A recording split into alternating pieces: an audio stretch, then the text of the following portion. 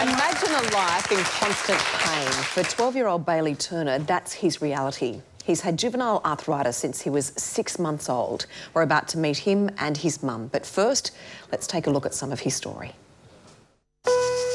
Bailey Turner can't remember a time when he wasn't in pain. He's had juvenile arthritis his whole life. On my worst days, it feels like I can't really get out of bed. I feel aching. I can't walk as easy and move my arms to pick things up. As a baby, doctors didn't know what was wrong. He couldn't tell me what was going on. All we knew that with the crying and the not wanting to walk or wait there, that something was going on. And then basically, because there's no test for juvenile arthritis, it was a process of elimination. After 6 months of hospital visits and hundreds of tests, the Turners finally had a diagnosis. Since then, their lives have changed forever.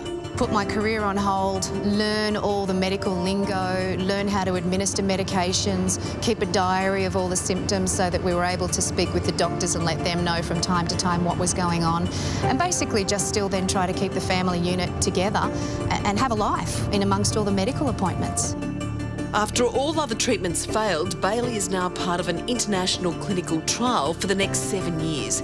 He's responding well, but is still extremely fragile. Yeah, I can't play many physical sports because I usually get sore after I finish. I fracture a lot easier.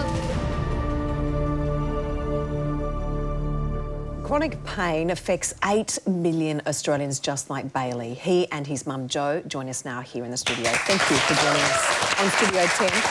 Jo, if I can start by asking, how difficult was it for you? Because you didn't know what was wrong with Bailey and he was in so much pain. Well, initially, Bailey was a baby, so of course he couldn't communicate. His way of telling us something was wrong was crying.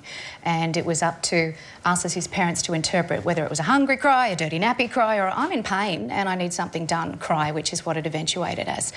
And I saw that he wasn't weight-bearing. He was at that age where he was starting to cruise, starting to crawl, and he just wanted to sit and cry in my lap. So I'd made an appointment to the GP to see if we could find out if something was wrong with his foot, which is what I thought. And then before we even made it to the GP, his ankle swelled up literally like a balloon in front of my eyes in the swimming pool at his regular swimming lesson.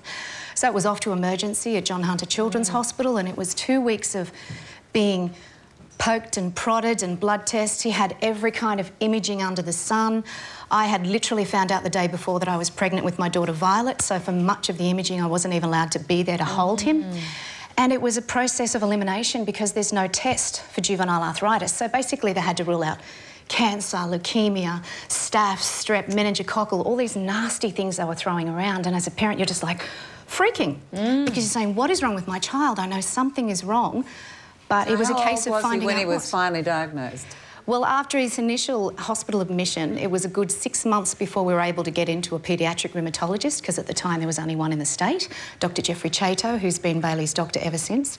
And he just took basically one look at him and said, it's juvenile arthritis, admitted him to hospital and started draining the joints and injecting steroids and just started on a really heavy medication program from there on, and it's been that case all along. Will he outgrow it? At this stage, cover your ears, darling, his initial diagnosis was looking good. He has the type of juvenile arthritis that 70 to 80% of children outgrow or go into spontaneous remission by puberty.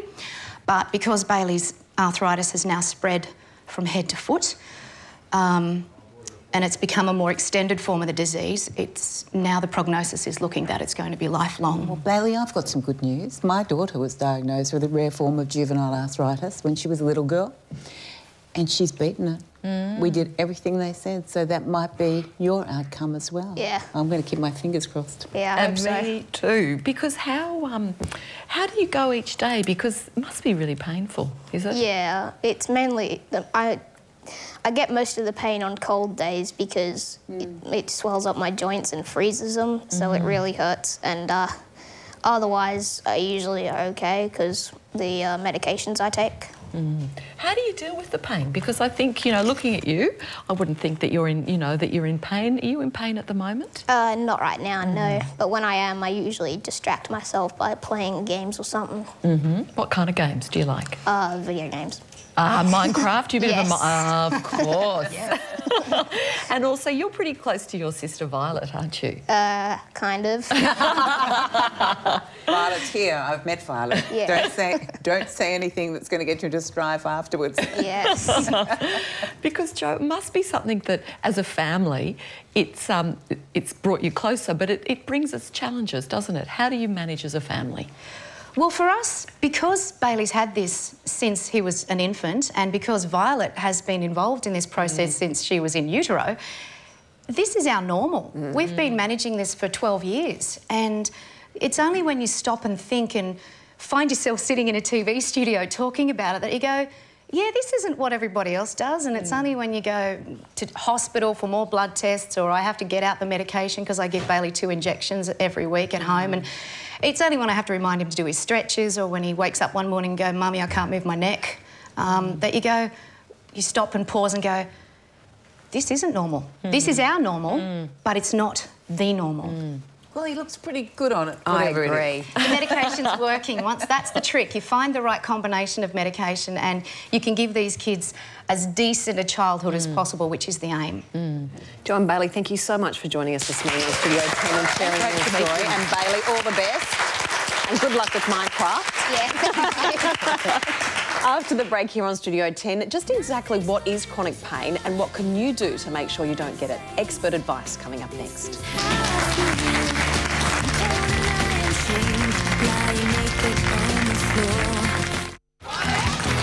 Wow, I can't believe I'm on the TV. You're watching Studio 10 live across Australia. I've got very heavy bones, but it's all thanks to our very good friends at Evergreen Tours. They don't mind my bones at all. It's a world of discovery. Thank you, Jono. Chronic pain affects 1 in 3 Australians. It's one of the nation's most costly health problems and one few of us understand. So let's find out more about it now from Dr. Coralie Wales from Chronic Pain Australia. Good morning, Doctor. Thank you for joining us. Thank you. How do we know if we do have chronic pain? We all know what acute pain is. We grow up with acute pain. It's pain that you get when you break your leg or you hurt yourself and you dust yourself down, and then after a little while the pain goes away when you've healed. Chronic pain doesn't do that. Chronic pain is pain that lasts for longer than you would expect it to. So, you know, arbitrarily maybe 6 months, 3 to 6 months. Once you've had pain for that long, you know that you've got chronic pain. It's long-term pain. Who does it affect? It affects anybody. It can affect people. We've just done some research which shows that for men, you're more likely to have chronic pain after a trauma. For women, you're more likely to have chronic pain after a disease state, so autoimmune diseases like lupus or arthritis or, you know, diabetes, or it can just be medically unexplained. You can have pain that happens and it's very hard to pin down where that pain comes from. Because, Doctor, it's something that not a lot of people talk about because I think about when you go through, you know, you have a bit of a pain and then it goes away, but to actually try and have that constantly every day, the impact that that must have on your life, on your mood.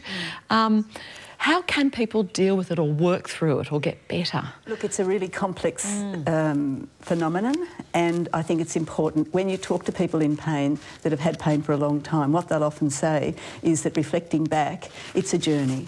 And you struggle for a long time with your identity and you say, well, I used to be a superwoman or a superman, and so therefore I'm going to keep doing those things. And so you keep doing things that are actually keeping you in pain. So for a lot of people, it's actually standing back, reflecting on your life, what is important? What are the things that are really important? So that balance thing is really critical, that journey thing. But more than anything, if you're having pain that lasts, there are such things as pain specialists. These are highly qualified doctors who do their basic degree and then they do their specialty in anaesthetics or rheumatology or, you know, any one of a number of things. Then they do their pain training. So if I was in pain for longer than 3 or 6 months, I'd be looking for one of those people and I'd be asking for a multidisciplinary team around me of a specialised physiotherapist, a specialised psychologist. And you can find these people by going to the Australian Pain Society website. They've got So somebody watching could go to that website, but I presume they could also go to their GP and ask for a referral? Absolutely, that's right. They're dotted all over Australia. It's a relatively new specialty. It's been going since the 1990s, but it's really important to get your team right. If you're dealing with people who don't understand pain, you can start feeling that you're going crazy. Don't do that because you've got a microphone. Thank you for that. And I suppose too, it's one of those things that people think, oh no, it'll be right, it'll get go better. away. You actually need to act, don't You you? do need to take action. You need to get help. You need to get help earlier rather than later. The longer you leave it, the more chronic your pain becomes.